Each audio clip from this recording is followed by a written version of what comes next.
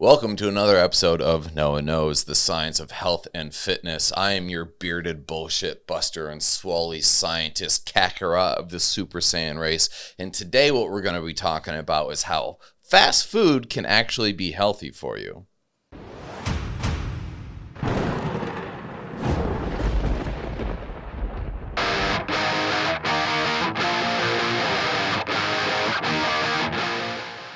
Okay, bud.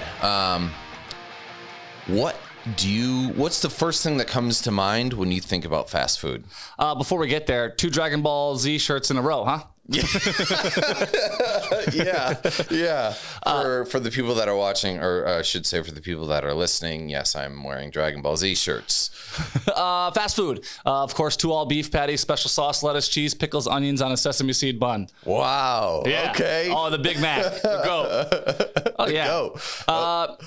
Now that I'm doing, personal training with you, I do hesitate to, go to those places because I don't want to, quote, waste calories or stuff like that. Not that I'm counting calories, but I know they're just not the best way to use up your caloric intake for the day. Listen to me. Who am I? But yeah, I mean, I think just deliciousness.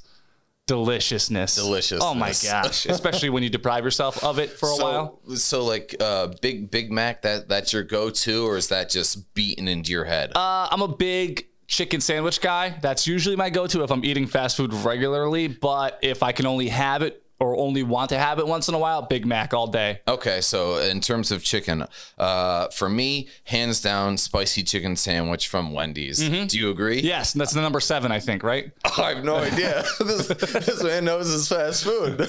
Number 7. Or the 4 for $4, where you get, chicken nuggets, chicken sandwich, crispy chicken sandwich, not spicy, I think. You get a dipping sauce, a drink, and fries for $4. Okay. So, I want to get into this real fast, and it's the notion that fast food always has the perception of being bad. Do you ever see yourself thinking of fast food as being healthy for you or good for you? I'm sure there are healthy options. Like, okay, so since I've been 13, I've been in a blue-collar atmosphere, being in a plumbing van with my stepdad, going to work on the weekends and the summers, right. And I still continue to do it. So the big gripe with anybody who drives around for a living, whether it's manual labor or like a UPS or FedEx driver, or if you deliver flowers, whatever it may be, if you're on the road all day or even in sales, it's really hard to find, at least that's what I think until right now, healthy options that, are out on the road. Unless you stop at a Panera or stop at Core Life or something like that and spend the time and sit there or bring it out, then all drive-thrus in my eyes are filled with bad food. Choices. You're filling me with joy here because you're feeding into the stereotype that I want to reference a study here.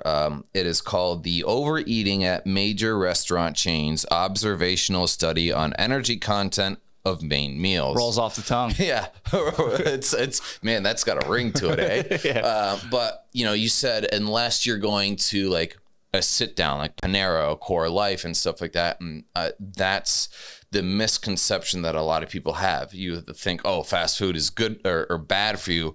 Sit down restaurants, they're going to be better. However, the data actually shows just the opposite. Does this surprise you? The opposite just surprises me. Yeah. Okay, so we're gonna go over this study real quick. We're looking at all major chains with 50 or more locations that were identified. They also had to provide nutritional information publicly. So what this ended up working out to is just over 13,000 total meals evaluated at 27 chains. And now we're comparing fast food to sit-down restaurants. So we're saying like going to a McDonald's or a Burger King or Wendy's versus, Fridays, like Applebee's, any sort of chain, sit down, Panera Bread, stuff like that, right? So here are the results of this study. Only 9% of meals from the sit down restaurants met public health recommendations of being 600 calories or less. 47% of meals were deemed excessive, being over 1,000 calories per meal. The average sit-down meal is roughly 977 calories. On average, full-service restaurant meals were nearly 300 calories higher than the equivalent fast food restaurants, right? So when we're comparing like burgers and fries or salad or whatever it is you can order at a fast food place, that you can order something similar to it at a restaurant, you are likely going to consume on average 300 calories more at the sit-down restaurant versus the fast food restaurant. So what is your reaction to that? Those damn anytizers at Fridays. That explains a lot. And they're so much more expensive too. That is weird, because you think that for some reason you have this perception of a kitchen instead of a grill or a deep fryer when you go to like a McDonald's. You think if there's a chef there instead of a manager, whoever is the head fry cook at the fast food place, you think they're preparing something fresh and healthier, even if it's the same exact food, even if it's burger versus burger or fries versus fries. That's surprising. Right. So we may see a difference in quality in terms of meal. However, when it comes to weight loss, we know, we discussed this in our Alan Aragon video. Go back and check that if you haven't seen it. But food quality is quantified at only being 5% impact or less in terms of weight loss. And studies continue to show this, that food quality, it doesn't matter what your food quality is. If you're in a deficit, you can continue to lose weight. So the idea of what is healthy is really being challenged here, right? I'm not advocating you go out and make all your food fast food. I'm not saying that at all. I'm just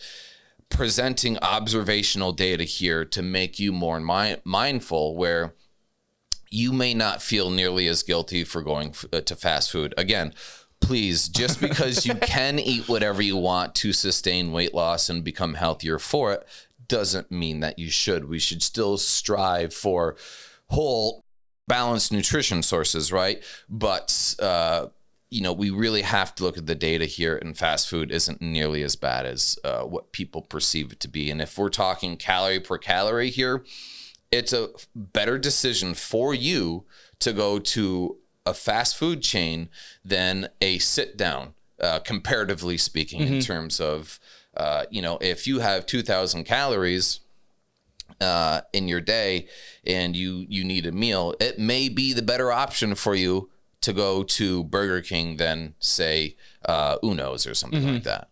It's funny because obviously you'd think the opposite. What's nice is you don't have to tip at fast food places. Not that I don't want to support the people in the service industry, because I was one of those, still am, fill in here and there.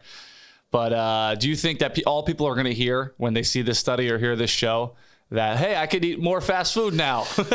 Yes, absolutely. And I would like to bring up another study offhand. And this was a study done years ago where the university that did it actually had to come out and publicly make a disclaimer that they are not condoning fast food diets. Simply, what they did is they looked at supplements. And I rail against supplements all the time. They had a study where they had people, their entire diet was fast food, versus people that are only allowed to eat health products or health supplements. And they put them through the same tests. And what do you think the outcome was at the end of the day, comparing fast food diets to health product only diets? Oh gosh. Well, now that you set it up like that, anything with the word health in it, you think is going to be healthier for you and better for you. I can't imagine. No way fast food is better for you than supplements. You're not going to say that. They found the results to be equivalent. Oh, okay. Equivalent. So we can look at this, that either supplements are just bunk and you will be no worse condition for eating fast food than taking supplements, or fast food is much better than people perceive it to be, right? So in this test, this was a performance test. So they had people health product only diet, and you have to go do this physical endurance test, right? They found no decline or incline in performance. So the people on fast food diets perform just as good as people only eating health products. Do you think it's and I don't know how they judge performance, but do you think it's like oh my God, I just ate a Big Mac, I have to be on the treadmill and run harder and lift faster and lift more weight, I have to really burn this off? Do you think that it's human reaction as anything with skewing the results of that? Rather than, I had a couple supplements, I'm going to do a regular workout because I'm also not eating like crap. Just out of your opinion, obviously you weren't there for the study, but I do know in this study they actually adjusted for they equated overall volume is what they did. So they made sure everyone competed just as hard, and they found all the results markers to be the same between both groups. Have you ever had those rogue fast food meals? Roy Rogers. Have you ever had Roy Rogers? My dad used to love Roy Rogers. I don't know if I've ever had it, but my dad was a huge fan. What about Checkers? They have great French fries. I've never been to Checkers, dude. There's so many places. Like they're like, please, somebody take me on a fast food adventure. How about this? Because I've never done like, what is it, Steak and Shake and like all those other. Okay, like, I've never been there either. Well, In-N-Out Burger. Yeah, never had In-N-Out. White Castle. No. White Castle. Listen to me. Listen Dude, to you me. got so upset there. On my 16th birthday, I had a hotel party, and it sounds way more scandalous than it actually was. I mean, like no booze. It was just. I didn't want to bring everybody to my house because I was ashamed because it was dirty and small. So my parents rented me a hotel room. Again, nothing scandalous at all. Honestly, I tell you, I wish it was a sexier story. But I got 2 Crave cases. Cases from White Castle. Yeah. And I don't use this word often, but literally a suitcase with 30 cheeseburgers in it. I got 2 of them, so I walk in like I'm doing a international deal with 2 suitcases of cheeseburgers, and we went through all of them. When you order a crate, and it's like $28, maybe up to 35 at this point, but $35, 30 mini cheeseburgers, and it comes in a cardboard suitcase. White Castle, gotta go. That sounds fantastic. It's man. So good. One thing I do want to point out about these studies is that when it came to observing fast food only diets, the overall intake was controlled for, right? So they made sure that the people just didn't eat unlimited amounts. They said, hey, we want to make sure the calories between both groups are identical. So that's probably one thing that people may have trouble with in real life, is saying you can only have, X amount of calories, and when you've consumed that amount of calories, you need to stop eating. Someone in real life, they just continue to eat until they're full, or they've completed their meal, right? Right.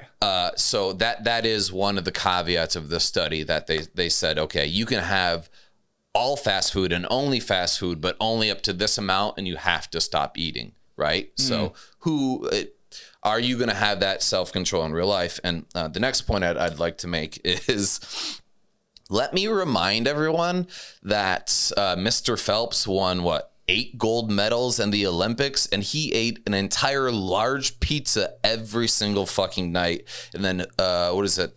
Usain Bolt? How do you pronounce it? I say Usain Bolt. Usain Bolt ate every single night 80 chicken nuggets from McDonald's. 80 every single night, and walked away with 3 gold medals. 80.